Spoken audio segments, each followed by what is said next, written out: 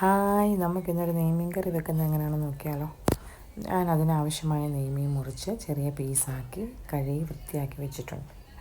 ഇനി നമ്മൾ പാനിലേക്ക് പാൻ ചൂടാകുമ്പോൾ അല്പം എണ്ണ ഒഴിക്കുന്നു. എണ്ണ ചൂടാകുമ്പോൾ അതിലേക്ക് നമ്മൾ കടുകിടുന്നു, ആവശ്യത്തിന് ഉലുവ ഇട്ട് കൊടുക്കുന്നു. അതിനുശേഷം ഗാർലിക്ക്, ജിഞ്ചർ എല്ലാം ചേർത്ത് കൊടുക്കുന്നു.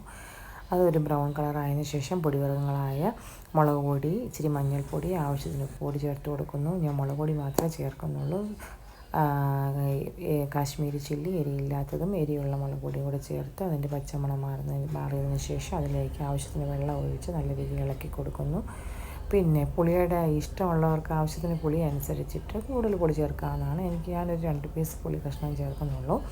അങ്ങനെ നല്ല രീതിയിൽ ഗ്രേവി തിളച്ചതിന് ശേഷം നമ്മൾ മീൻ പീസിലേക്ക് ഇത് ഗ്രേവി ഒഴിച്ച് കറി ചൂടാക്കുന്നു.